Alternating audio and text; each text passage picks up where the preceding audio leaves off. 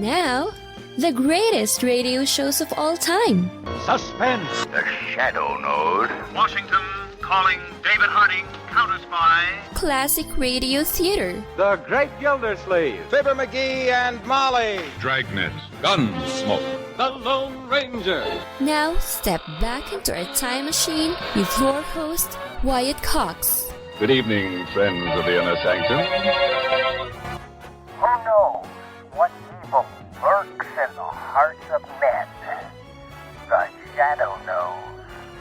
Bill Johnstone starring in an episode of The Shadow going back to January 4th, 1942.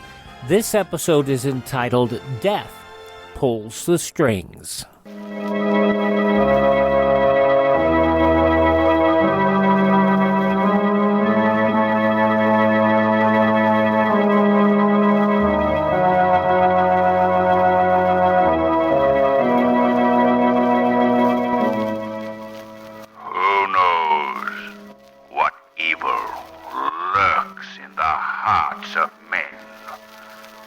Shadow knows.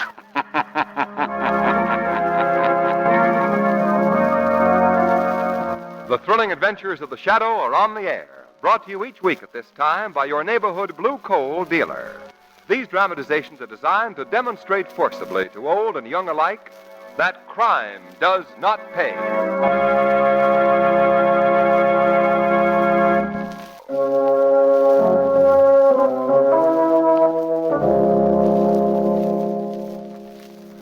The Shadow, mysterious character who aids the forces of law and order, is in reality Lamont Cranston, wealthy young man about town. Several years ago in the Orient, Cranston learned a strange and mysterious secret, the secret of hypnotic power to cloud men's minds so that they cannot see him. Cranston's friend and companion, the lovely Margot Lane, is the only person who knows to whom the voice of the invisible Shadow belongs. Today's drama, Death Pulls the Strings.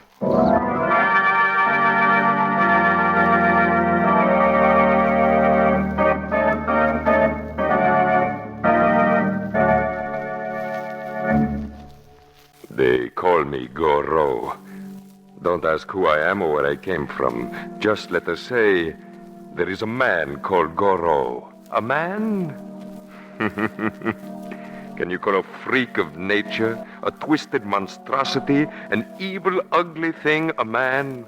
No. I am Goriot, nature's bizarre caricature of a man. I'm not pleasant to look upon, and I am strong enough to compel fear. The weakness of my withered limbs is compensated by the strength of my arms. Is it not strange that I, with my almost useless legs, should want to dance?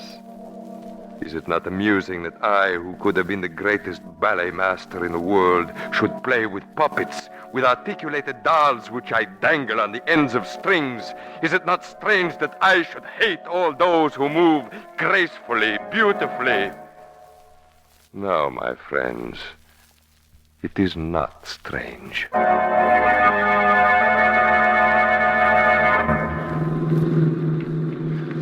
But Diane, tomorrow you are giving another dance concert, and this requires your immediate approval.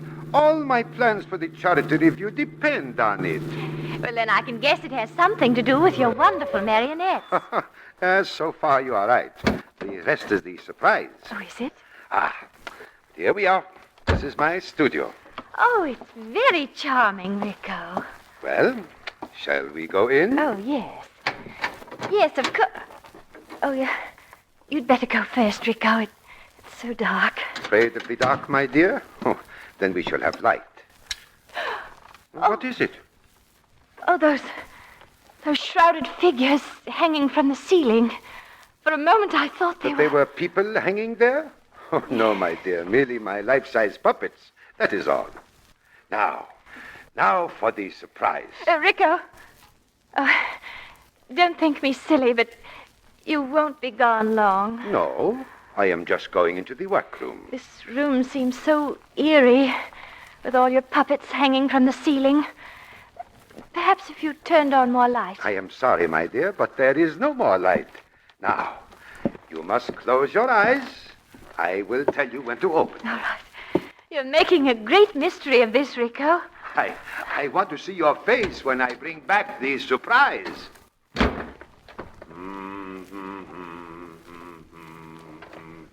Strange. It's my music. My music for my dance macabre. Oh, Ricou. I've got my eyes closed. When may I see the surprise? How much longer, Ricou? Ricou! No longer. Oh, no. No! So, Goro's twisted body offends you, eh, Miss Childer? Who are you? I'm the brother of Ricou, puppeteer extraordinary. Brother? Yes, Miss Childer. The handsome Ricou is my brother. Or should I say the handsome Ricou is my face? I don't understand. I am Ricou's genius. My brother is without talent. I make these puppets and I make them dance. Even Ricou dangles from my strings, obeys me. You? I revolt you, Miss Childer, eh? Unfortunately, my ugliness has always done that. I'm so sorry, and now I must leave. Not yet. No. I've seen you dance, Miss Childer. Your muscular control and coordination are magnificent, but... Where is Ricou? But you lack imagination. I'm sure you're quite right. Now, please let me go. I will make you the greatest dancer in the world. Arm. You're hurting it. Yes, I must not hurt your arm. I must not bruise the muscles or sinews, for then you would be spoiled for my purpose. But I am strong, am I not? If I wanted to, I could crush the life from you with my hands. Please, Goro, I must go. I really must. No, Miss Charlie, you must not go. What do you want of me? Some must be the puppets, and some must pull the strings. I have no choice in that matter. Oh, no. No!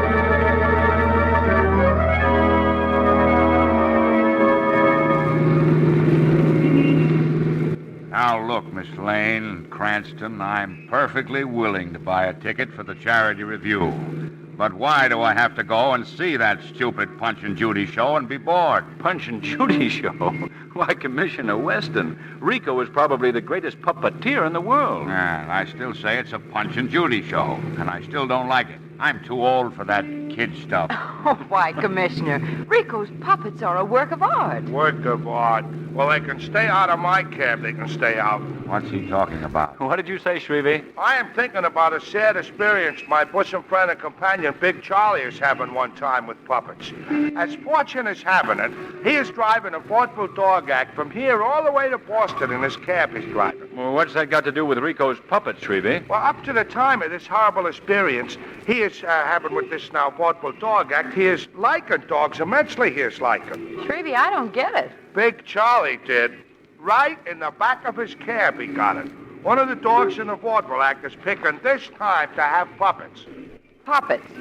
Oh, Shrevey. Well, it's not so funny to Big Charlie, I can tell you. Shrevey, you mean puppies. That's what I'm saying, Mr. Cranston. Baby dogs, little puppets. Yeah, little puppets. In case anyone is interested, that stoplight has changed. Yes, sir, it certainly has. What? Oh, golly. If we have to go to that Punch and Judy show, let's get there in time for tonight's performance.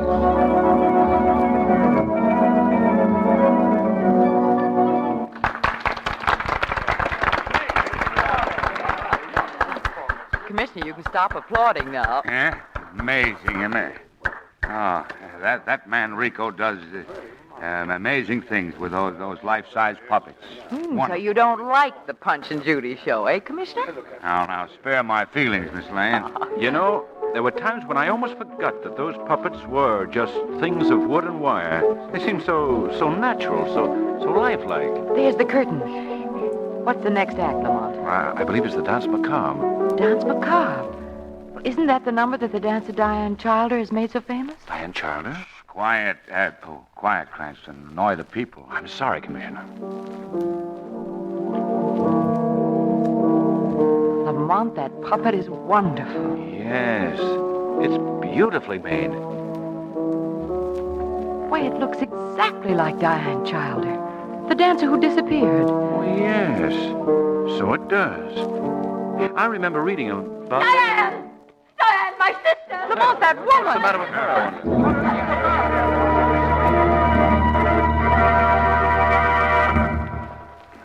Now, Doctor, where is this woman who made the disturbance in the theater? She's in the inner office, lying down, Commissioner Weston. What seems to be wrong with her, Doctor? Oh, nothing. A simple case of overwrought nerves. You see, her sister, Diane Childer, has been missing for 2 or 3 days. And the puppet, she says, looked so much like her sister that... Why, Lamont, I said that very thing. Yes. So you did, Margot.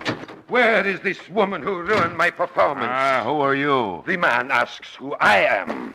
I am Ricou. Mr. Ricou, the woman who, as you say, ruined your performance happens to be Diane Childer's sister. Oh, yes? Oh, I know Diane Childer very well. I am a great admirer of her dancing. Diane Childer's been missing for several days, Mr. Ricou. Would you know why? Oh, Cranston, relax. You're making a murder case of this business. Murder? Oh, don't get upset, Mr. Ricou. If you'll step into the inner office with me alone, why, we'll ask Diane Childer's sister a few questions. You'll forgive us, I'm sure, Cranston, Miss Lane. Well, I like that. So do I, Margot. Because now we can go backstage and have a look at Ricou's puppets without being disturbed. Backstage? Margot, I have a feeling that the puppet used in the Danse Macabre is not a puppet. Why, Lamont, Ricou wouldn't have to stoop to tricks to win his public. He's the world's greatest puppeteer. He'd have to be, Margot. Because I believe he was making a human body dance on his puppet strings.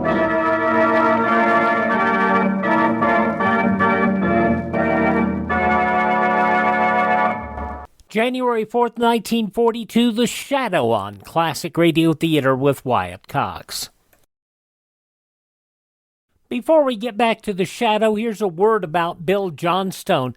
Bill had a number of roles. Perhaps his breakout role was the fact that he succeeded Orson Welles in 1938 as The Shadow. He would continue until 1943 portraying the character. He did a number of theater roles as well.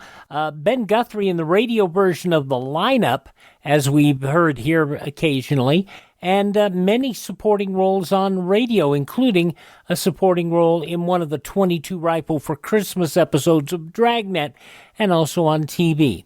He portrayed John Jacob Astor IV in the 1953 movie version of the Titanic, and had a supporting role in the 1954 movie Down Three Dark Streets. And he was on As the World Turns on television from 1956 until 1978. Now more of The Shadow. January 4th, 1942, Death Pulls the Strings.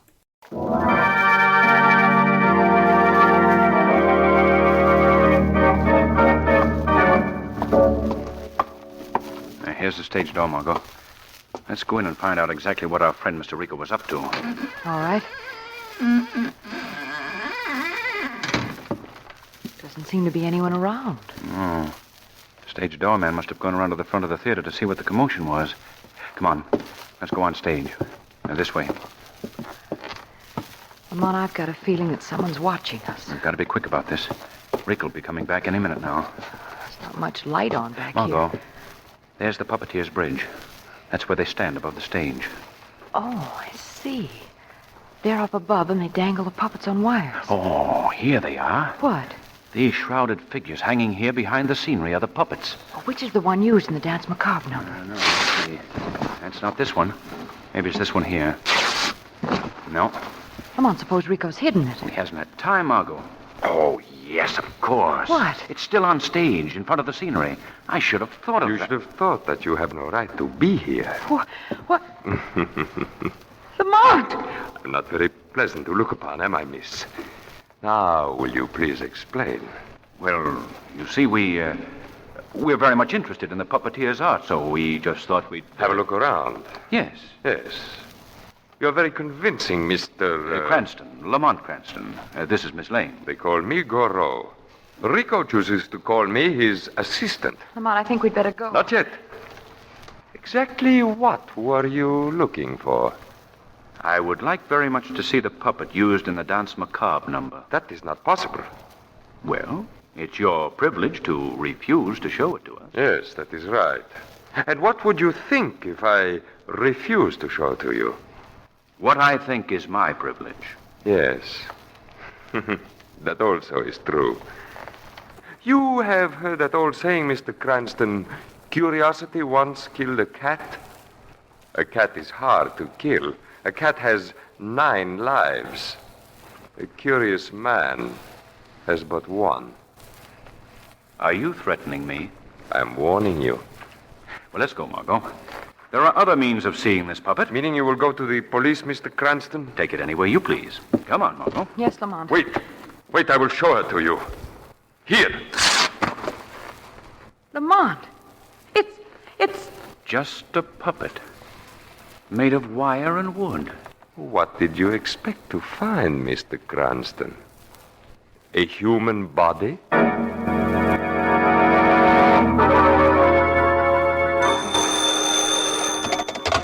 Hello? That you, Cranston? Yes, Commissioner. What is it? Cranston, I want you and Miss Lane to come to Pier 19 on the East River immediately. But we can't, Commissioner. We're going to... I don't care where you're going. This is important. Come to Pier 19 East River. I'll be waiting for you. Okay, Commissioner. We'll be there.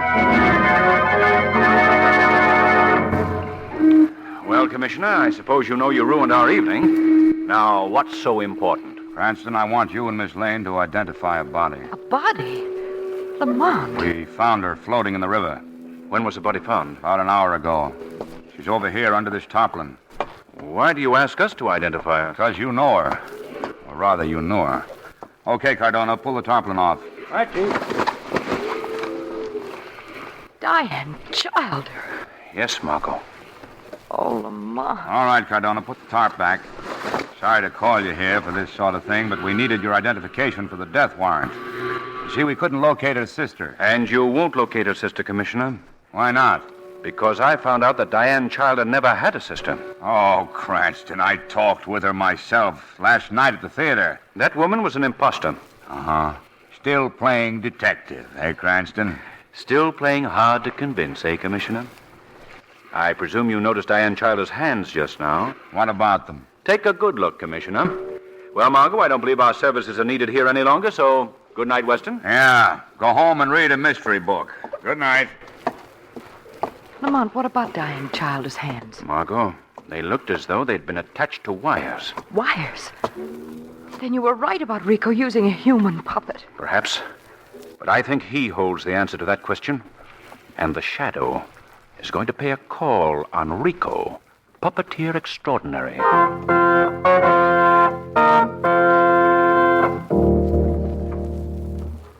You've got your money.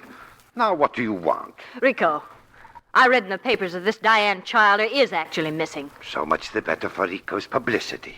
Perhaps now Goriot will realize that I have wit and that I am clever. What? Oh, nothing. Now, Ricou will be greater than ever, and he will have to admit that I did it without his knowledge, that I thought of it myself. Ricou, listen to me.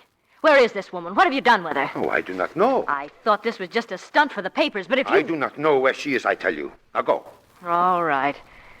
I'm leaving. Do you know, when I screamed last night in the theater, it was only partly an act. There was something about that puppet in the Dance Macabre that was lifelike and yet... Of course. I am the great Ricou. And yet deathlike. What do you say? What are you blabbing about in here, Ricou? Oh! Who is this woman? What is she doing here? Oh, I can tell you now, Goriot. I hired her to pose as Diane Childer's sister. So it was you who concocted that stunt for the papers, you stupid, blundering fool. You woman. Me? Get out of here. Yes. Get out before Yes, I'm going. I'm going. I ought to kill you. Oh, no, Goriot. I am your brother. I wanted to help. I thought it You would be thought? good. Since when have I allowed you to think? Since when have I allowed you to do anything but be my face for the world? And so, Goriot, you are betrayed by your own brother. What? Who said that? I heard a voice, Goriot. It is the voice of the Shadow, Ricou. Where are you? I can't see you. Where are you hiding in my studio? The hiding place of the Shadow will never be found, Goriot. No man has ever seen me. I am not afraid of you, unseen one. What do you want? Why did you come here? Ricou, the puppet used in the dance macabre was not a puppet, but the body of Diane Childer. I don't know. Shadow, I do not work the puppets. He does. Shut up!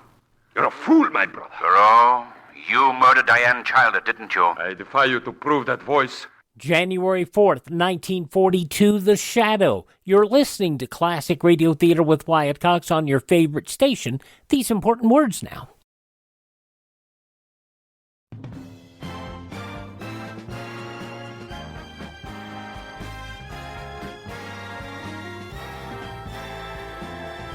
Thanks for tuning in to Classic Radio Theater with Wyatt Cox. Now more of The Shadow, Death Pulls the String, January 4th, 1942. There is no proof. The Shadow will prove it, Goriot. Oh, no, Shadow. Never. Other criminals have thought themselves a match for the Shadow and have paid for their crimes. Not Goriot. Never Goriot. We shall see. We shall see.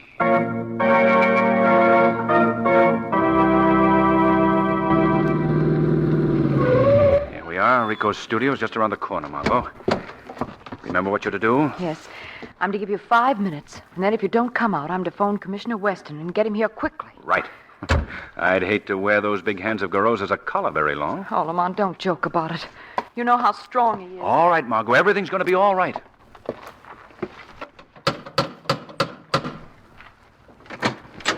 What do you want? Why am I always... I want to see Ricou, Goriot. Oh, yes.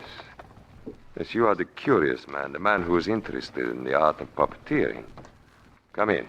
Come in. Thank you. How fortunate that you came tonight. I want to speak with Ricou. Yes? Well, I'm afraid that's impossible. I demand that you take me to him. But I have... He's here, in the studio. What? Ask him your questions if you wish, but I'm afraid he'll prove to be a rather unresponsive conversationalist. He was stupid in life. He looks even more stupid now, hanging there from the ceiling. You've killed him. And strung him like a marionette. All his life he's been my puppet indeed. Now he is, in fact... You madman. And now you are going to join him, my curious Oh, no, you friend. don't. My hands are strong, my friend, even though my legs are weak.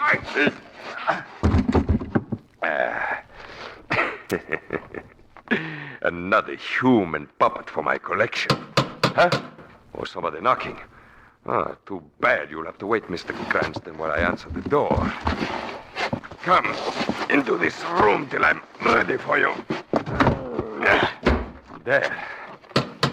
I am coming. What have you done with him? Oh, my curious friends are all visiting me at the same time. That is good. Come in.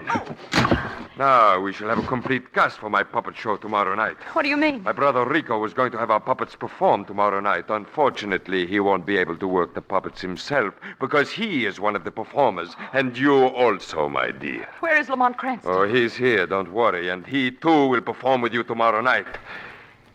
Can you dance, miss? Let me go. Doesn't matter. I can make you dance. I can make you the greatest dancer in the world. I said that to her, too. But after a little while, she couldn't dance at all. And death had made her ugly. So I gave it to the cold river, as I shall do with you when I'm through with you. No! Want to bring the police down upon me? Yes, now you are much quieter. Now I can work. Now I can prepare my human puppets for my last great performance tomorrow night. You will never give that performance, Goriot. What? Are you here, Shadow? I said I would stop you, Goriot. The police will be here any second now. Police? Oh, if I could get my hands on you, Shadow or not, I could crush the life out of you. That is not to be, Goriot. Your days of crime are over. Not yet, Shadow. You're not strong enough to end them yourself. Open this door. Open up, I say. You're trapped now, Goriot. The police are outside. Open up. This place is surrounded. They can't hold me. I'm too strong for them. Open the door or we'll break it down. Yes, I'll open the door. And you shall see. You shall see. Now. Look out, Weston. What? Stop him. Yes, my life was begun in pain. Now it ends in pain. Now I will no longer hate those who move gracefully and beautifully, for now I too am free.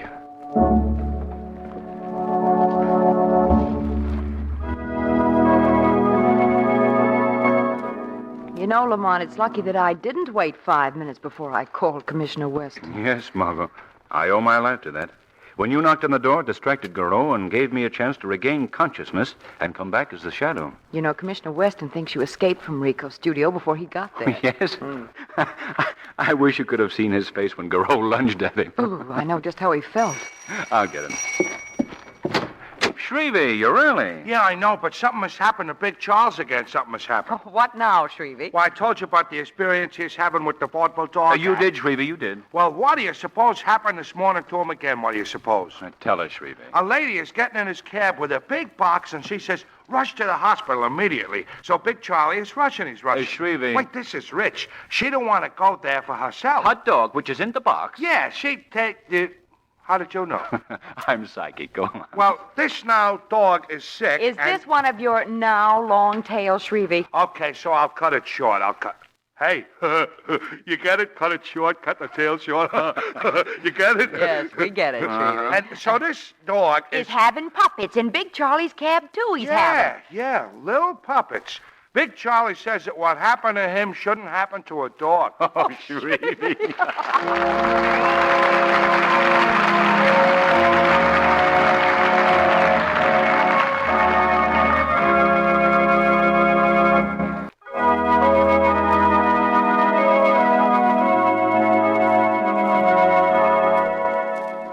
The Shadow program is based on a story copyrighted by Streeton Smith Publications. The characters' names, places, and plot are fictitious. Any similarity to persons living or dead is purely coincidental. Today, at the start of a new year, we bring you last year's biggest crime-busting case. Proof that crime does not pay. Louis Lepke Buckhalter, one of the most powerful racketeers in the country's criminal annals, sits in a room alone, waiting. Several miles away, two of his henchmen walk into a small candy store. We got a message for you, Joe. Yeah, a message from the boss, Joe. Oh, no. No, don't do it, boys. Don't do it. You're a double-crosser, Joe. No! He got me wrong. Back in his room, Lepke looks at his watch. It's done by now. That's another one the cops will never pin on me. Don't be so sure, Lepke. The law never forgets. November 30th, 1941, in Kings County Court, Lepke and his two triggermen all met the same fate. Sentence of death in the electric chair. The weed of crime bears bitter fruit. Crime does not pay. The Shadow knows.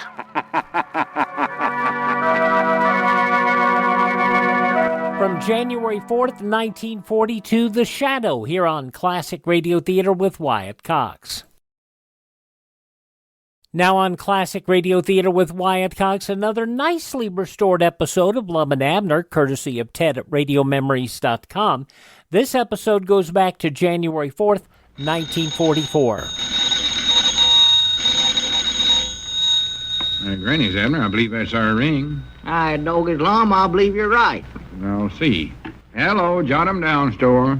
This is Lum-and-Abner.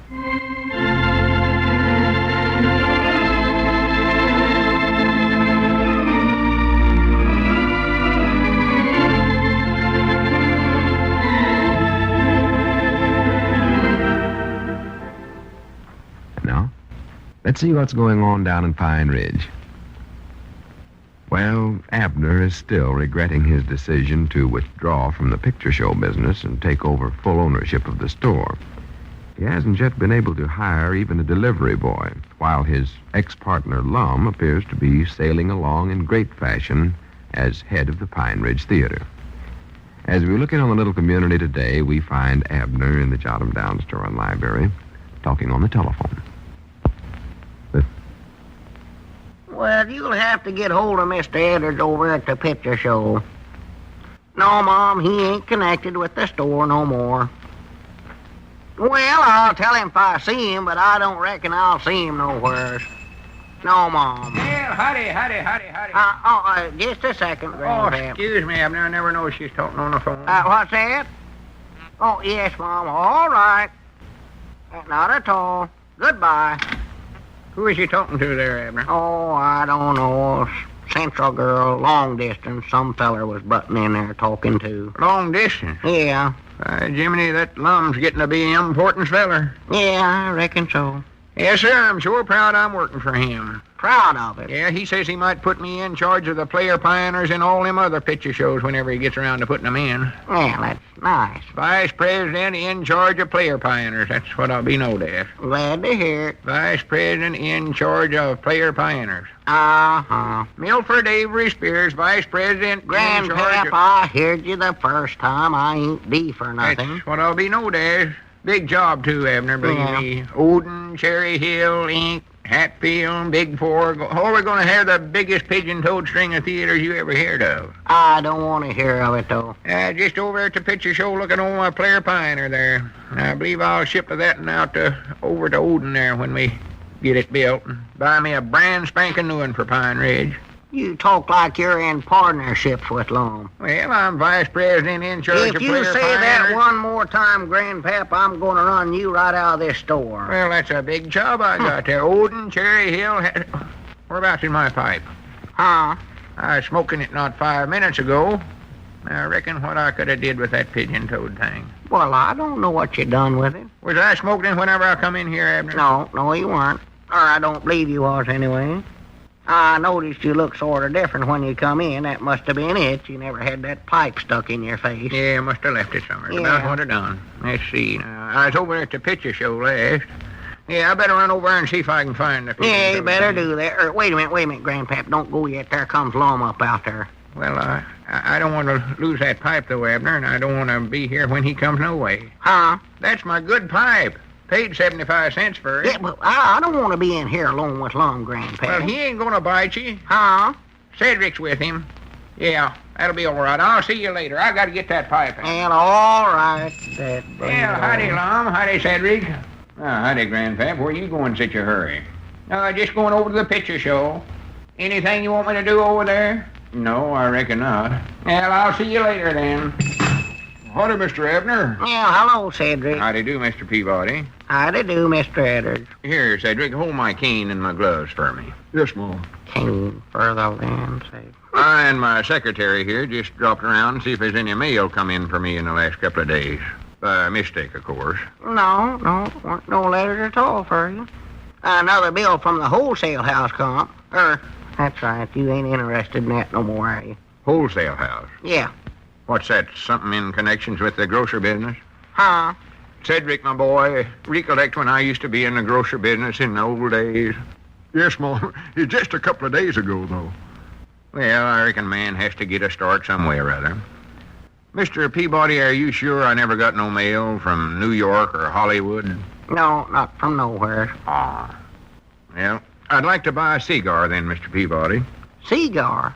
Are you smoking cigars now? Oh, yeah, lots of them, natural. Huh? You know how it is with us moving picture executives. Have to have something to soothe down our nerves, relax and all that stuff. Oh. Give me the expensivest kind you got there, them 5 centers. All right, I'll get you one. No, in the other box there, them Penn and Tellers.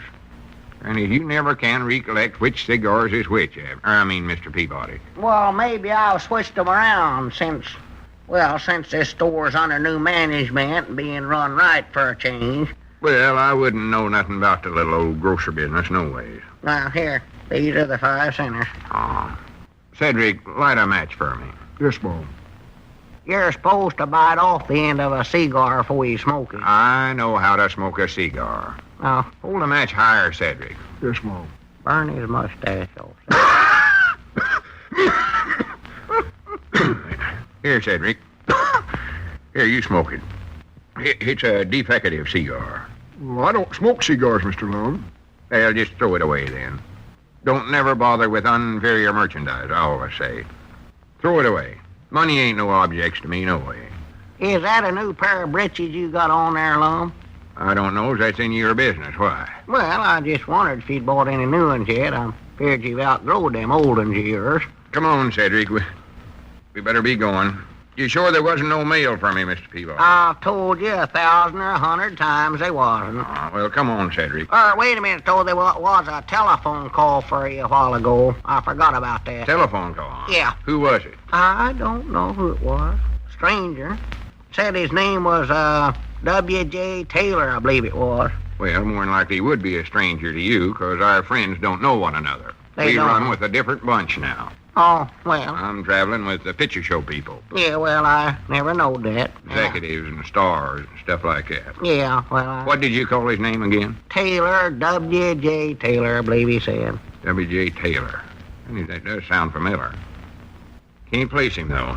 It was long distance. Must not be importance if I can't place... Long distance, huh? Yeah, that's what they said. Oh, you sure that wasn't Robert Taylor? No, it was W.J. Now, what would Robert Taylor be calling you for? Well, that ain't nothing. All us picture executives knob-hob with one another and knob-hob with the stars. Oh. We don't think nothing about all that. You don't, huh? Are you positive that weren't old Bob calling me? No, it weren't old Bob. It was old W.J. Well, them could be his initials, you know. I don't know nothing about it. I'm just going by what the man said and what I heard him tell the operators. Must be his brother, then, I believe. Yeah, it might be. Or if it is, his brother lives in the county seat, though. Oh, is that all the further the call was from? That's what they said. It was the county seat. Oh, well, must not be much importance then. Make a note of that, Cedric. Yes, Mom, I'm writing it down here. I can't spell it. Don't make no difference. I'll know what it is. A feller like me can't waste no time on little old calls like that. You can't, huh? I might give him a ring, though, just to see what the boy wants. That name does sound familiar. Mind if I use your telephone, Mr. Peabody? Why, no, go right ahead. Help yourself. Of course, I reckon you better put your gloves on, though, so your hands won't get dirty using a phone in a little old country store this way. Well, now, that ain't a bad idea now that you mention it. I wouldn't want to soil them lily white hands of yours. Cedric, my boy, my gloves. Oh, yes, Mom, here. Where a catcher's mitt. You never had them on, did you? No, Mom, I was just holding them here. Well, that's all right. Just give me the left one. That's all I need. Wait, though, I'll need the right one, too, to crank the phone with. Worst batch of help you put them on? Yeah, I just slipped my hand right there. That's Look it. at that.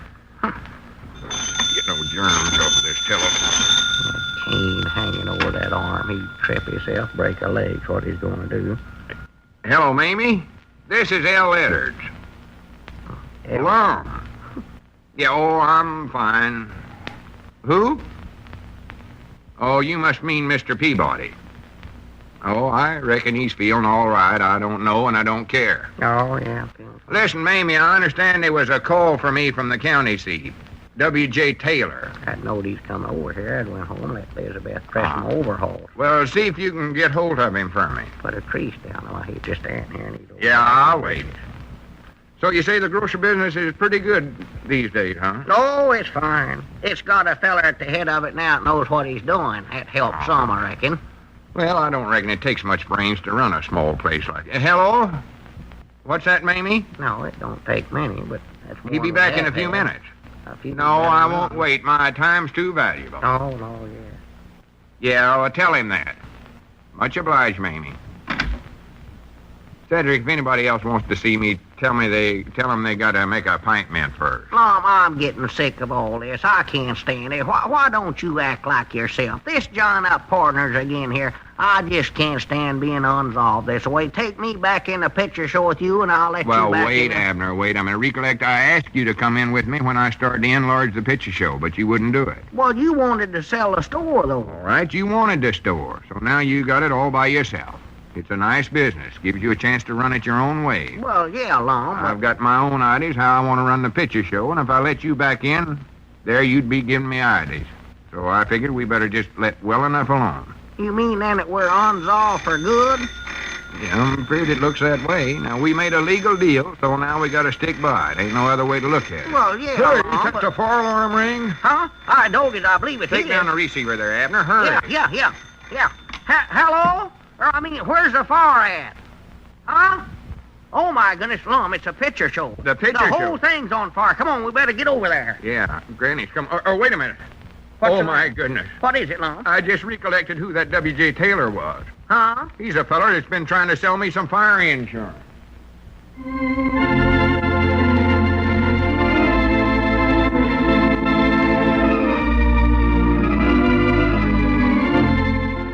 Too Little Too Late. April 4th, 1944, Lum-and-Abner here on Classic Radio Theater with Wyatt Cox. That episode fully restored by Ted at radiomemories.com. Also, visit our webpage, classicradio.stream. You can stream our shows on demand, learn about building a classic radio collection of your own. You can contact me. You can find our social media links there.